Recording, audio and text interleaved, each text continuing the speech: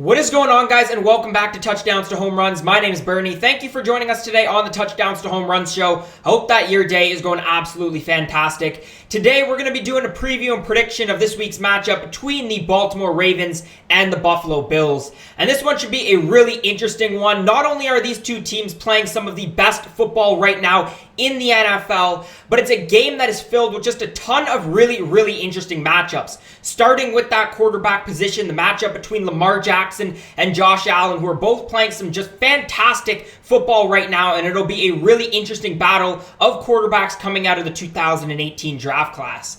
Now, in terms of looking at box scores to break this down, these two teams have not played yet so far this year, so that should also make this game a little more interesting. And also, there is a little bit of history within these matchups. These two teams, the last time they played was towards the end of the season last year, which actually clinched the playoffs for the Baltimore Ravens. But obviously, Buffalo Bills added a ton of pieces. They're a much better team this year. So again, this one should be a really close and interesting matchup. Let's start by looking at the Buffalo Bills and what they were able to do last week in their matchup against the Indianapolis Colts. They took that one in a very close game by a final score of 27-24. And let's start with Josh Allen, passed 26 for 35, 324 passing yards, 2 touchdowns, no interceptions. But Josh Allen's been impressive all year, and this game was really no different. You're talking about a quarterback who has improved so much since last year in their loss in the postseason to the Texans. And that's one of the reasons that I really did like the Bills when I was making my predictions before the playoffs actually started. And what I thought was really impressive about what Josh Allen did in this game against a really solid Colts defense was his ability to just be really mature back there, move out of the pocket, use his legs, extend plays, and we saw, him get some completions downfield after he left out of the pocket when he was getting pressure, get some really solid completions near the sidelines. And I think that's the biggest difference between Josh Allen, what we're seeing from him, and what we've seen for the majority of this season in comparison to last year.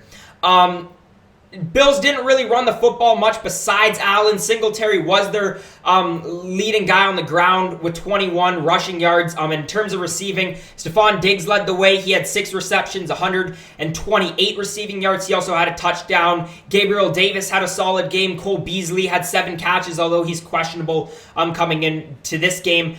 But I thought what was the most impressive was the Bills' defense. They did a really fantastic job shutting down the run. Only allowed 24 points. I thought they were solid all game. I love this Bills secondary, starting with Tredavious White, and I think they could cause some huge problems in the upcoming week for the Baltimore Ravens.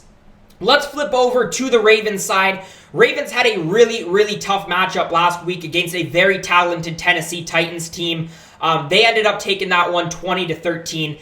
And what a solid, complete game that was after the first quarter. Titans were up 10-0 after one quarter of football. We thought maybe we were going to see a lot more of the same Baltimore Ravens, Lamar Jackson that we've seen in the previous years of the playoffs, but they really settled down after that first quarter. And we knew that the Baltimore Ravens could do enough offensively, and obviously they have probably the second best defense in the NFL after the Rams, and that was definitely on display in this game. We'll get to that in just a second.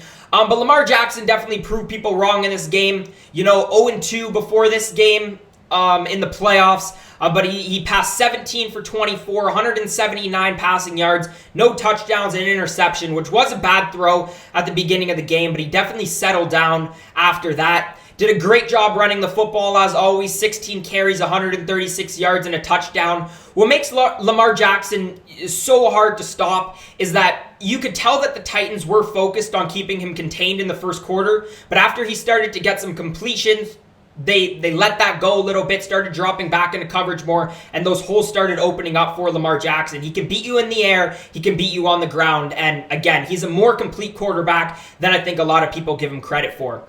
In terms of the running the ball, they did solid. J.K. Dobbins led the way, 9 carries, 43 yards. He also had a touchdown on the ground. They had 236 rushing yards as a team. Marquise Brown led the way, 7 receptions, 109 yards. He had the biggest catch of the game for the Ravens, a 28-yard catch. Mark Andrews played solid, 4 receptions, 41 yards. he's obviously a huge target for Lamar Jackson, and then a bunch of other guys getting in there as well. But I thought what the Baltimore Ravens did the best in this game was shutting down the Titans and playing the quality defense that they've really played all year. And that Ravens offense was struggling on early in this game, but the defense really stepped up. Only allowed 3 points after the first quarter, which was in the fourth quarter, and they kept giving Lamar Jackson more opportunities to score points and really seal this game for the Ravens. If you watch some of my videos throughout the year, you know that I'm not a big fan of Tennessee, although they are an extremely talented team, because I've always said that they have a one-dimensional offense. When Derrick Henry can't get going, the Titans offense really has trouble getting going. I don't think Tannehill at the quarterback position is too fantastic. But obviously you have one of the best single-season running backs in the backfield for the Titans. And the Ravens did just a fantastic job game planning for him and shutting him down. Derrick Henry had all kinds of troubles all day long. He had 18 carries, only 40 yards, which is only an average of 2.2, and no touchdowns. So I think if you're a Ravens team who went into that game planning to shut down Derrick Henry, and making Tannehill work a bit in the passing game, you definitely succeeded on that plan. And that's what I like so much about this Ravens coaching staff, and particularly this defense that, will probably give the Bills some issues in this upcoming matchup.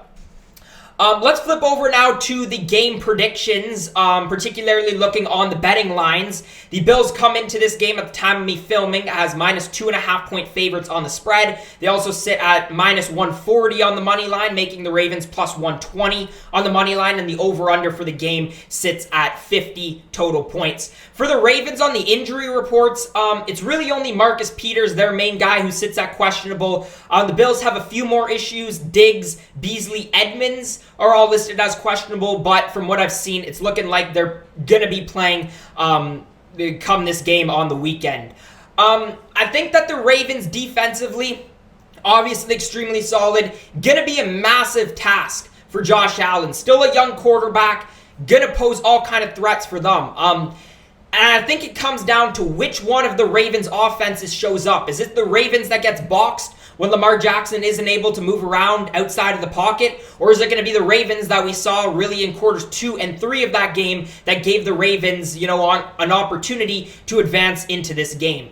Personally, I'm a big Lamar Jackson believer, and I always love having a good defense. I do think the Bills are good on both sides of the football, but for whatever reason, I like the Ravens here to cover the plus 2.5. I also like the Ravens plus 120 on the money line. For the over-under 50, I'm going to take the under. Bills got a great defense secondary, as I mentioned before, and obviously we know what the Ravens can do. I would be worried about both of these offenses scoring, too high of point total. So for that reason, again, I'm taking the under 50 points. But let me know your thoughts on this game down in the comment section below. It's probably going to be the closest game of the week. That's my prediction. So who do you like? Do you like the Baltimore Ravens? Do you like the Buffalo Bills? Let me know that in the comment section down below. If you did enjoy today's video, make sure to leave a thumbs up. Subscribe to Touchdowns to Home Runs for more coverage throughout the NFL playoffs this year. As always, guys, thank you so much for watching, and I hope to see you again next time.